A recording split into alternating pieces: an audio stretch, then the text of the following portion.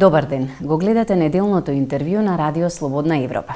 Наш денешен гостин е амбасадорот на Република Полска во земјава, господинот Војциех Тицињски. Амбасадоре Тицињски, во време кога очите на светот се вперени во руско-украинскиот конфликт, Полска прими повеќе од 2 милиони украински бегалци. Како е организирана вашата држава во поглед на ова прашање и каков е статусот на бегалците? All embassies, Polish embassies in the world receive in the morning fresh information from the Polish border guard about the number of foreigners crossing Polish border. Of course, now this is basically about Ukrainian nationals. So this morning at 7 a.m. We had almost 2,400,000 Ukrainian people that entered Poland. It doesn't mean that all of them, of course, stay now in Poland.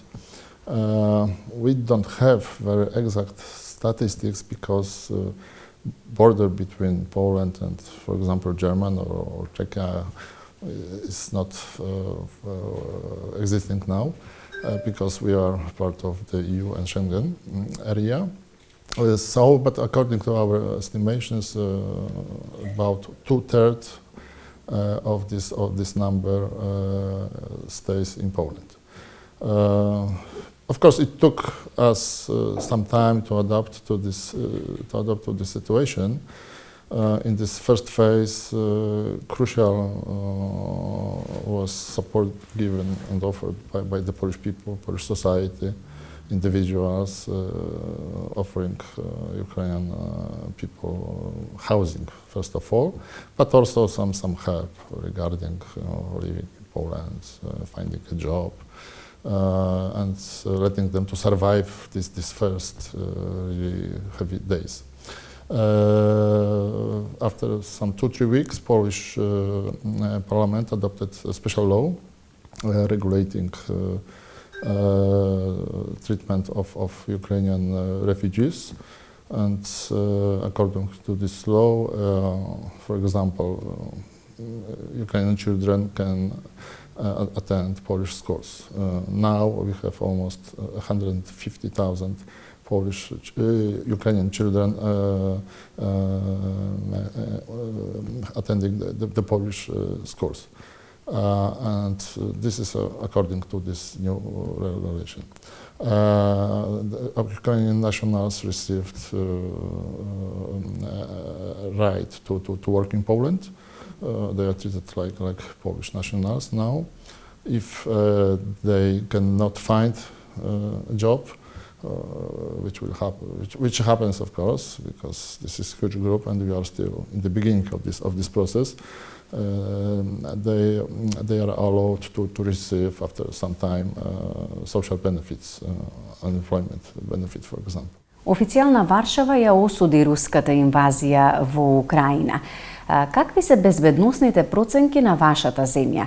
Во смисла, дали стравувате од евентуално прелевање на конфликтот на ваша територија, со тоа и на територијата на НАТО?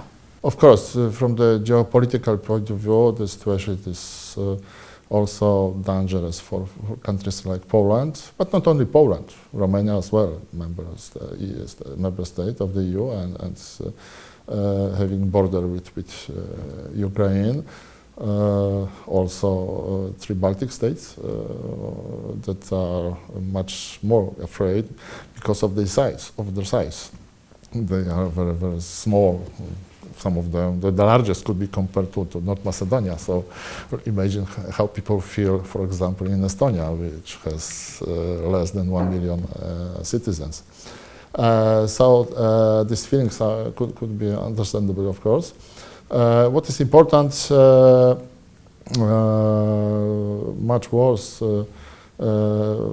much more pessimism was in the first phase of the conflict when many observers expected much faster progress of the Russian army in Ukraine Fortunately, Ukrainian army managed to reorganize the forces, and now we know the situation is more or less stable. So this is, of course, important from our point of view. But of course, the most important factor is our membership to NATO. This is a military pact with its famous Article 5, saying that if one member is attacked by external state, all members of the ally should take proper actions in the defense of this country. Дали може да заклучиме дека безбедносната ситуација во Полска во моментов е стабилна, но дека сепак треба да се биде внимателен? There is no direct threat. Of course, it happened that Russian rockets hit targets even 20-30 kilometers from the border with Poland, but Polish territory until now has not been attacked. Амбасадор НАТО најави за јакнување на источното крило во Полска, во Романија и Балтичките земји. Од друга страна, Киев и понатаму бара помош во однос на противвоздушно оружје за да се одбрани од руските напади. Дали е се уште отворена опцијата Полска да испрати воени авиони во Украина? This topic for now is not on the agenda. Our partners practically did not accept this idea, being afraid that it may provoke military reaction on the side of Russian Federation. So then for now this issue looks like closed, being closed. Полска е силен поддржувач на македонските евроинтеграции.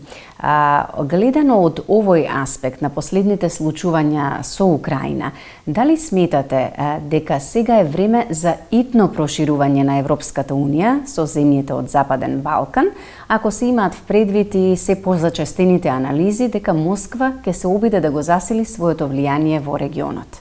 I think that the only state or government having some doubts about this is Bulgaria. 26 states supported opening negotiations with North Macedonia and also Albania in the end of 2020.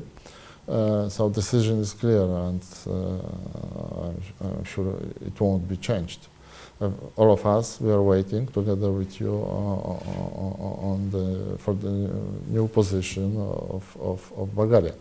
Bulgarian Prime Minister in recent days made some positive comments about this, about the prospects of such solution.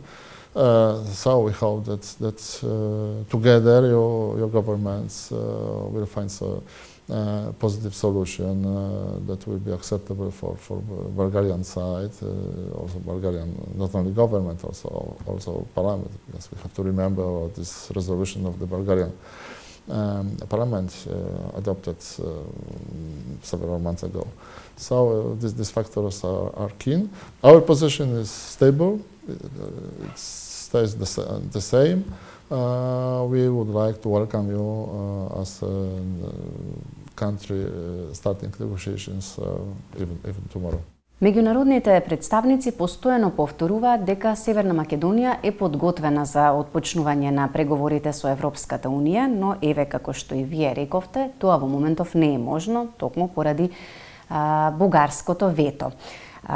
Но како Полска гледа на опцијата на паралелно отпочнување или одвивање на интеграцијата со Европската Унија и паралелни преговори со Бугарија за решавање на билатералните прашања? The final decision in this regard will be taken in Brussels after hearing opinions of all member states. So in our cases, like everywhere, this is government. From my level, I'm not able to tell you more about this. But it seems to me that first, and this is position confirmed many times by different capitals and also by Brussels, that